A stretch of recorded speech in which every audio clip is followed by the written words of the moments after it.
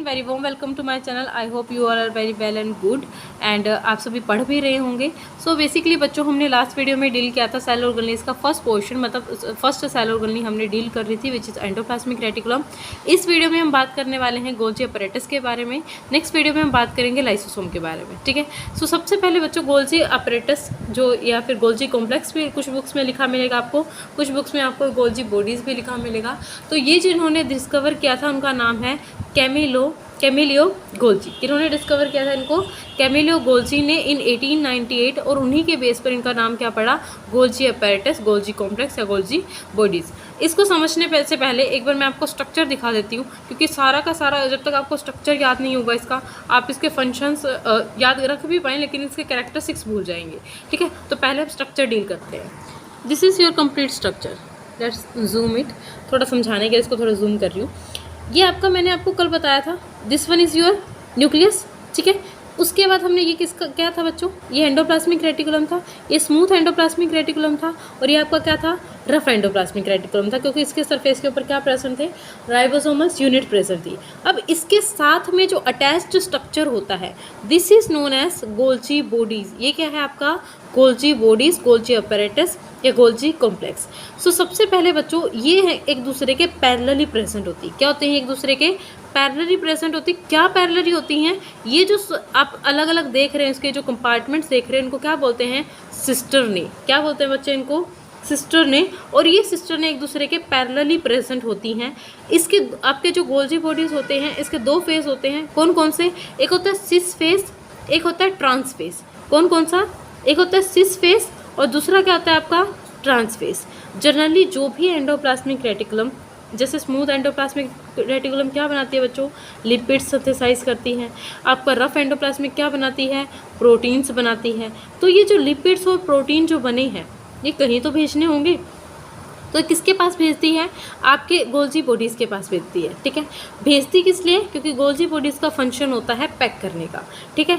तो जनरली जिस एरिया में वो, जिस सरफेस पर भेजेगी, वो कौन सा फेस होता है उस तरफ, मतलब एंडोप्लाज्मिक रेटिकुलम के साथ वाला फेस कौन सा होगा आपका, सिस फेस। कौन सा फेस होगा, सिस फेस। और सबसे जो लास्ट में जो फेस जाएगा बच्चों, वो कौन सा जाएगा आपका, ट्रांस फेस। तो ट्रांस फेस को हम सेकेंड नेम देते हैं मैच्योरिंग फेस। क्या बोलते हैं बच्चों ट्रांस फेस को, मैच्योरिंग फेस, ठीक है। क्यों, क्योंकि यहाँ पर आपका जो भी आपका यहाँ पर एंडोप्लाज्मिक रेटिकुलम ने सिस फेस के पास जो भेजा था, वो मैच्योर होकर कहाँ से निकलेगा आपका, ट्रांस फेस से आपका निकलेगा in the form of vesicles, ठीक है। मतलब आपका जो गोल्जी बॉडीज़ हैं वो ट्रांस फेस में क्या करती है, अच्छे से चीज़ों को पैक करती है। किसकी फॉर्म में पैक करती है, वेसिकल्स की फॉर्म में पैक करती है। किसकी फॉर्म में पैक करती है, वेसिकल्स की फॉर्म में पैक करती है।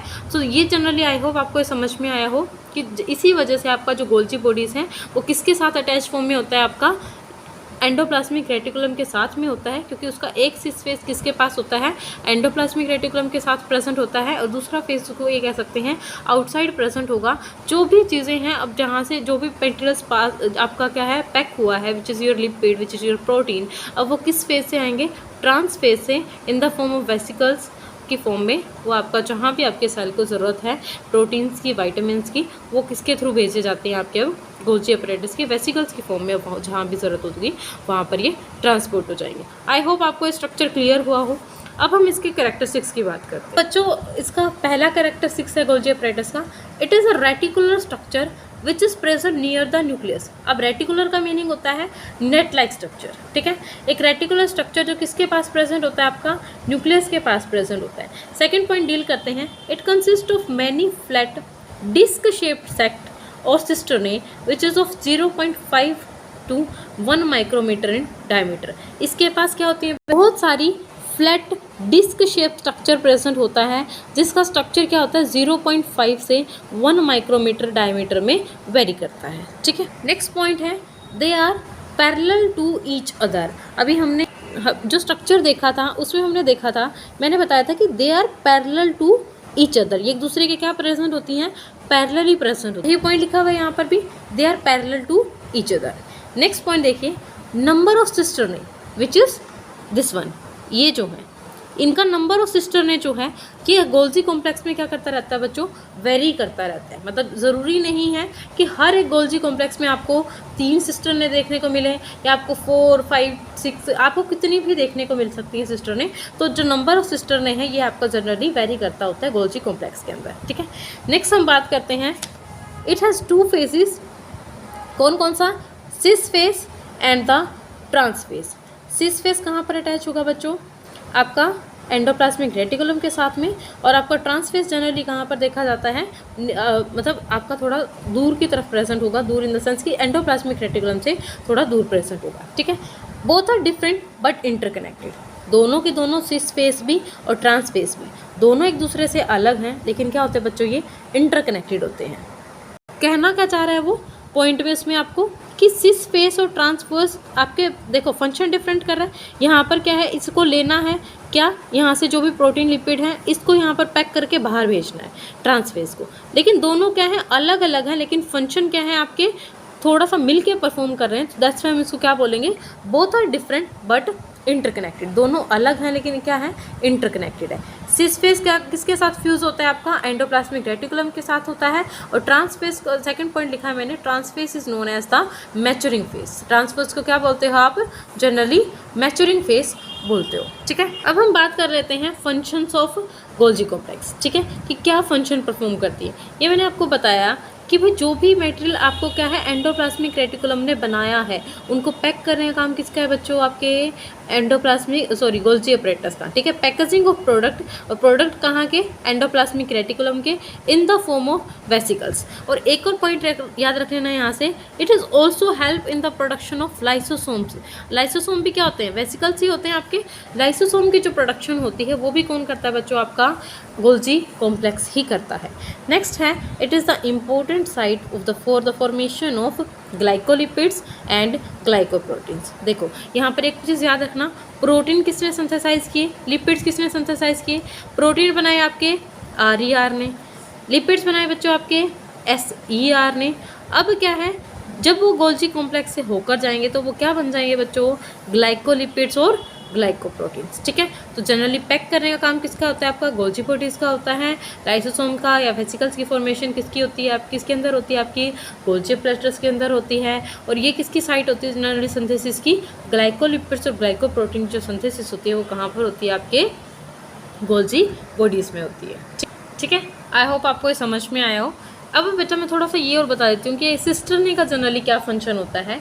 जो भी मॉलिक्यूल्स यहाँ पर बने हैं आपके which is lipid and protein, उसकी रीमॉडलिंग करना, क्या करना, रीमॉडलिंग करना, और उसकी क्या करना बच्चों, मॉडिफिकेशन करने का काम क्या होता है, वो किसके अंदर होता है बच्चों, रीमॉडलिंग और मॉडिफिकेशन का जो काम होता है वो कौन करता है जनरली, आपका सिस्टर ने, ठीक है।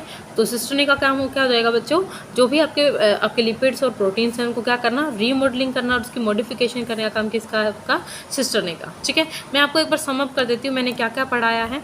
डायग्राम पर ही फोकस कीजिए। सबसे पहले तो आपका जो गोल्जी अपरेटस होता है वो एंडोप्लाज्मिक रेटिकुलम के साथ होगा, ठीक है। और जो आपका एंडोप्लाज्मिक रेटिकुलम के साथ वाला सरफेस होता है उसको बोलते हैं सिस फेस, और जो आपका एंडोप्लाज्मिक रेटिकुलम से थोड़ा दूर फेस प्रेजेंट होता है उसको क्या बोलते हैं बच्चों, ट्रांसफेस बोलते हैं, ठीक है। दोनों इंटरकनेक्टेड होते हैं, लेकिन क्या होता है ये फंक्शन डिफरेंट परफॉर्म कर रहे होते हैं, ठीक है।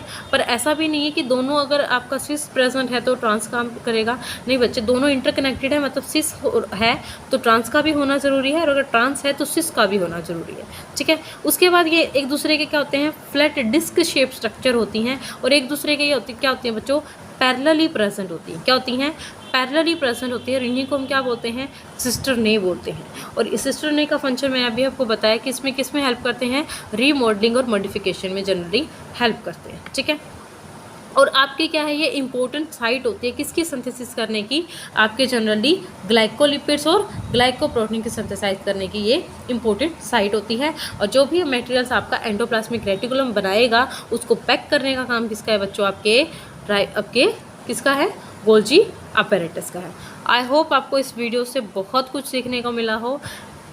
अगर आपको वीडियो पसंद आई हो तो please like, share and subscribe. मिलती हूँ आपको नेक्स्ट वीडियो के अंदर। Till then stay safe, stay healthy, bye bye students.